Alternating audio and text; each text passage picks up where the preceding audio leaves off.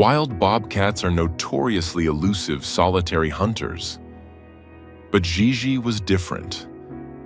This tiny creature wasn't acting like a wild animal. She was acting like a child who had found her mother. Despite the kitten's dire condition and dramatic weight loss, she slowly began to improve and formed an extraordinary bond with Daisy, trusting her completely as Daisy worked patiently to bring the tiny wildcat back from death's doorstep. Gigi had imprinted on her savior. She launched herself into Daisy's arms, stood up on her hind legs, and wrapped her front paws around Daisy's neck, burying her face in that mess of blonde hair as a thunderous purr rattled Daisy's chest.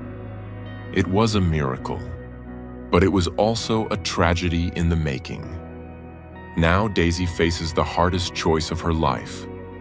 To save the creature she loves, she must break the bond they share. Before we start, hit the like button and make sure to subscribe if you haven't, and hit that notification bell so that you won't miss any new stories. The morning sun over Vicksburg, Mississippi, usually promised a day of heavy, wet heat, the kind that made the pine needles sweat and the air shimmer above the asphalt. It was a bright, unforgiving light that exposed everything on the roadside: the discarded soda cans, the blown tires, and occasionally, the tragedies of the wild that clashed with the encroaching human world. It was under this stark, revealing glare that a local delivery driver named Thomas spotted a crumpled heap of fur near the tree line of Highway 61. At first, he thought it was a discarded towel, or perhaps a raccoon that had met a quick end. But as he slowed his truck, the heap moved. A microscopic, trembling shift that was almost imperceptible against the gravel. Thomas, a man of 60 with a soft spot for strays, pulled over.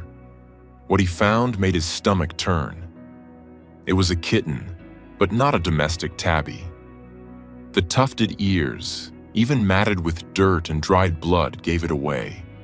It was a bobcat kitten, no bigger than a grapefruit, and it looked like it had gone 10 rounds with death and lost every single one. The creature was barely breathing. Its eyes were swollen shut, crusted with infection. Its head lolled unnaturally to the side, a clear sign of severe trauma, likely from a glancing blow by a car. Flies were already buzzing around the open wounds on its flank. Most people would have looked at the animal, emaciated, unresponsive, infested with fleas, and decided that nature had simply taken its course. But Thomas scooped the limp body into a cardboard box and drove as fast as he dared to the one place in Mississippi where hopeless was just a starting point: Wild at Heart Rescue. Inside the clinic, the air was cool and smelled of antiseptic and sawdust. Daisy, a 24-year-old rehabilitation specialist with hair the color of spun gold and eyes that held an old soul's patience, was scrubbing out a raccoon enclosure when the call came over the radio. Incoming, bobcat kitten, critical, severe head trauma, possible spinal injury. Daisy didn't hesitate. She dropped her brush, stripped off her heavy gloves, and washed her hands with the precision of a surgeon. By the time Thomas rushed through the double doors, Daisy was ready, her face set in a mask of professional calm that hid the breaking of her heart. The kitten was placed on the stainless steel examination table. Under the bright clinical lights, the extent of the damage was horrifying. The kitten, a female, was skeletal. You could count every rib beneath the rough, matted fur. She was severely dehydrated, her skin tenting and refusing to snap back. But the worst was the neurological damage. The kitten's eyes flickered rapidly back and forth, nystagmus, indicating a massive concussion. She paddled her legs in the air, unable to orient herself, a condition known as ataxia. "She's cold," the vet whispered, placing a stethoscope against the tiny chest. "Heart rate is thready. Temperature is way below normal. "We're not losing her," Daisy said softly. It wasn't a boast. It was a promise. For the next 72 hours, Daisy did not sleep. The rescue center became her entire world, shrunk down to the size of an incubator. They named the kitten Gigi. The first night was a battle of inches. Gigi couldn't swallow. The head trauma had disrupted her gag reflex. Daisy had to administer subcutaneous fluids, slipping the smallest needle available under the kitten's paper-thin skin to create a hydration hump. She sat by the incubator, watching the rise and fall of Gigi's chest, adjusting the heat pads and whispering soft, meaningless sounds, the universal language of comfort. "Come on, little one," Daisy murmured, her hand resting on the glass. "You've got wild blood in you. Fight." By the third day, the swelling in Gigi's brain began to subside. The nystagmus slowed, but the kitten was terrified. Every time a door slammed or a voice rose, Gigi would hiss, a tiny spitting sound that was more pathetic than threatening.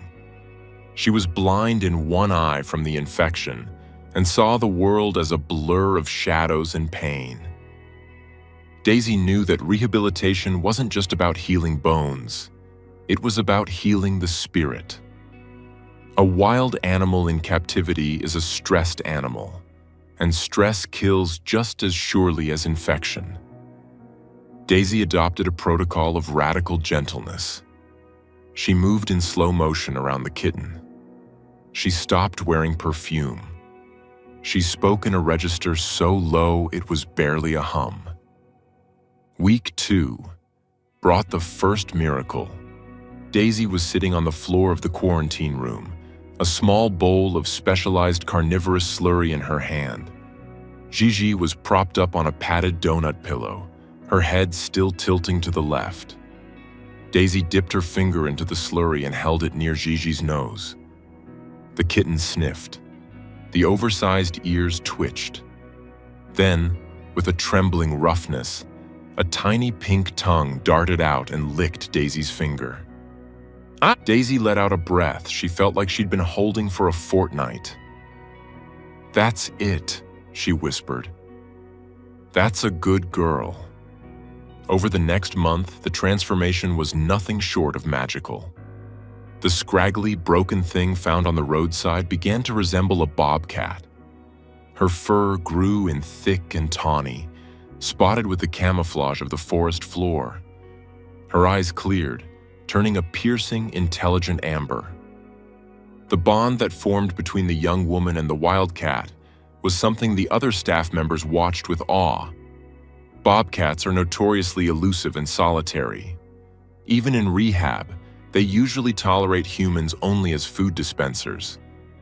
But Gigi was different. Perhaps because she had been so close to death, or perhaps because Daisy had been the first thing she saw when the pain stopped. Gigi imprinted on her. The photo that later sat on Daisy's desk captured this era perfectly. It showed Gigi lying on her back in Daisy's lap, legs splayed in the air, paws relaxed, looking up with total trust. It was a level of vulnerability a wild predator never shows. "She thinks you're her mother," the senior vet, Dr. Evans, warned one afternoon, watching Gigi chuff affectionately as Daisy entered the enclosure. "You know what that means. The release is going to be brutal on her. And on you." "I know," Daisy said, her voice tight. "But if she doesn't trust me, she doesn't eat. If she doesn't eat, she dies. I'll break her heart later if it means saving her life now." But life, as it often does, threw a wrench in the plans. Daisy received news that her grandmother in Tennessee had fallen ill. She had to leave for a week. She prepped the other volunteers extensively. She likes the food warmed to exactly 100 degrees, Don't make eye contact at first. Let her come to you." Daisy left with a heavy heart, driving north out of Mississippi. The decline was immediate. The first evening Daisy was gone, Gigi refused to come out of her hide box. The volunteer, a kind young man named Sarah, sat for an hour with the food bowl, but the bobcat just stared from the darkness, letting out low, mournful cries. By day 3, Gigi had stopped eating entirely. She began pacing the enclosure, the dreaded zoo pace that indicates high stress. She would walk 3 steps, turn, walk 3 steps, turn, endlessly. She was losing weight again. Her coat lost its sheen. The spark in her amber eyes was dimming. Dr. Evans called Daisy on the 4th day. "You need to come back, she's giving up. It's like she's decided that if you're gone, the safety is gone." Daisy drove through the night, tears blurring the highway lights. She arrived at the rescue at 4 a.m. The facility was silent, save for the hoot of a great horned owl in the recovery flight. Daisy unlocked the clinic door and went straight to Gigi's enclosure. She didn't turn on the harsh overhead lights. She just sat on the floor outside the mesh and whispered, "Gigi, I'm here." There was a rustle in the straw. Slowly, a head poked out of the wooden box. Gigi sniffed the air. The scent of vanilla and rain, Daisy's scent, hit her. The reaction was visceral. The bobcat didn't just walk, she launched herself. She hit the mesh, chattering and crying. Daisy opened the door and slipped inside. Gigi didn't bite. She didn't scratch. She rushed to Daisy, climbed up into her lap, and then, in a move that defied all biological programming for a solitary hunter, she stood on her hind legs and wrapped her front paws around Daisy's neck. She buried her face in Daisy's blonde hair and pressed hard, her motorboat purr vibrating through Daisy's chest. It was a hug, a clumsy, desperate, human-like hug. Daisy wrapped her arms around the cat, burying her face in the soft fur. She felt the wetness of the cat's nose against her neck. The staff members who had gathered by the door, drawn by the commotion, stood in stunned silence. There wasn't a dry eye in the hallway. "I'm sorry," Daisy whispered into the fur. "I'm so sorry. I'm back. I'm not leaving you." Later that night, sitting in the break room with a mug of stale coffee, Daisy explained why the moment had hit her so hard. "When I was 6, she told Dr. Evans, my dad used to work the night shift at the paper mill. We lived way out in the sticks, bordered by the national forest. One winter, a bobcat started coming to the edge of the property. It was skinny, mangy looking. Dad started leaving scraps of raw chicken on a stump near the woodshed." Daisy traced the rim of her mug, her eyes distant. He never tried to tame it. He never tried to touch it. He just watched over it. He called him Old Man. He used to tell me, "Daisy, that cat is a ghost. If he lets you see him, it's a gift. You respect the gift." Dad died when I was 10. Heart attack. The night after the funeral, I was sitting on the back porch, crying, and that old bobcat walked right up to the steps. He sat there for an hour just watching me. He never came back after that. I always felt like he was checking on me one last time for Dad. She looked up, her eyes shining. When Gigi hugged me tonight, it felt like that same weight, that same connection, like the wild was reaching back. The months passed, and the Mississippi summer gave way to a crisp golden autumn. Gigi was no longer a kitten. She was a sub-adult, sleek and powerful. Her muscles rippled under a coat that was the color of dried leaves and shadows. She could leap 6 feet into the air to snag a feathered toy. She could shred a cardboard box in seconds. She was ready.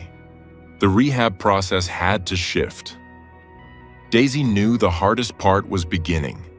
She had to break the bond she had worked so hard to build. It was the tough love phase of rehabilitation. Daisy stopped going into the enclosure for cuddles. She started sliding food through a chute to minimize association with humans. She wore a ghillie suit sometimes so Gigi wouldn't recognize her silhouette. It was confusing for the cat. Gigi would come to the mesh, chuffing, looking for her friend. Daisy would have to turn her back and walk away, her heart fracturing with every step. "It's for her," Daisy repeated to herself like a mantra. "If she loves me, she might walk up to a hunter. She has to be wild." They moved Gigi to the large pre-release enclosure, acres of fenced forest where she could hunt live prey. They introduced live mice, then quail, then rabbits. Gigi's instincts, dormant but deep, woke up. The first time she took down a rabbit, clean and quick, Daisy watched on the CCTV monitor and wept with a mix of pride and grief. The little girl who needed a donut pillow was gone. The predator had arrived. October came, painting the woods in shades of russet and fire. The release date was set. They chose a remote location deep in the Delta National Forest, miles from the nearest road or farm. It was a place of ancient cypress trees and dark, slow-moving water, a perfect kingdom for a queen. The morning of the release was cool and misty. The transport crate was heavy. Daisy and Thomas, the man who had found Gigi all those months ago, loaded it into the truck. The drive was silent. The radio was off. The gravity of the moment filled the cab. When they arrived at the site, the sun was just breaking through the canopy, casting long, cathedral-like beams of light onto the forest floor. The air smelled of damp earth and decaying leaves, the perfume of life and death. Daisy carried the crate to a clearing near a dense thicket of blackberry bushes. She set it down gently. "Okay, Gigi," she whispered, her hand resting on the plastic latch. "This is it. This is your life now. Be smart. Be fast. Stay away from people." She took a deep breath, unlatched the door, and stepped back. For a long moment, nothing happened. The forest was silent, holding its breath. Then a paw emerged, tentative, testing the ground. Gigi slunk out of the crate, her belly low to the ground. She looked enormous in the wild setting, her ear tufts twitching as she took in the smells of 1,000 unseen creatures. She took a few steps toward the tree line, the dried leaves crunching softly under her paws. Daisy stood perfectly still, tears streaming down her face, biting her lip to keep from sobbing aloud. She wanted to memorize every spot on the cat's back, the way the light caught her whiskers. Gigi reached the edge of the brush. Freedom was one leap away. But then, she stopped. The great cat paused. She didn't bolt. She didn't vanish. Instead, she turned around. Gigi looked back at the two humans standing by the truck. Her amber eyes locked onto Daisy's. She stood there for a full 10 seconds. An eternity in the wild. She didn't chuff. She didn't approach. She just looked. It wasn't the look of a pet. It was the look of an equal. Acknowledgement. Daisy felt a shiver run down her spine. In that gaze, she saw the kitten on the examination table, the desperate hug in the middle of the night, and the ghost of the bobcat her father had loved. Gigi blinked once, A slow, deliberate movement. It was a goodbye. It was a thank you. Then, with a fluid grace that seemed to defy gravity, she turned and melted into the undergrowth. 1 second she was there, a creature of substance and weight. The next, she was just a shadow among shadows, a part of the forest's secret history. Daisy stood there for a long time, staring at the empty space where the cat had been. The sun was fully up now, warming the back of her neck, turning the woods into a palace of gold. "She's gone," Thomas said softly, wiping his eyes with the back of his hand. "No," Daisy said, a smile breaking through her tears as she looked up at the canopy where the birds were singing. "She's home." Epilogue. Months later, a game camera set up by a forestry service deep in the delta captured a grainy image. It showed a healthy female bobcat sitting on a fallen log, looking out over the water. She was thick-coated, strong, and unmistakably wild. But what made Daisy pause when the ranger emailed her the photo wasn't the cat's size. It was the way she was sitting, relaxed, confident, queen of all she surveyed. Daisy printed the photo and pinned it to the bulletin board at Wild at Heart, right next to the picture of the tiny broken kitten in the denim lap. Sometimes, when the nights are long and the intake room is full of suffering creatures, Daisy looks at those two photos. They remind her that miracles are messy, hard work. They remind her that love isn't about possession. It's about liberation. And sometimes, when the wind blows through the Mississippi pines just right, she can still feel the weight of those paws around her neck. A phantom hug from the wild, a promise kept, a circle unbroken. The story of Gigi wasn't just about a girl saving a cat. It was about a cat saving a girl, reminding her that even when things are broken, even when they are lost in the dark, they can still be found, healed, and set free to run under the golden sun. Daisy touched the photo one last time, turned off the office lights, and walked back into the clinic. There was a baby owl that needed feeding. The work continued. The love remained.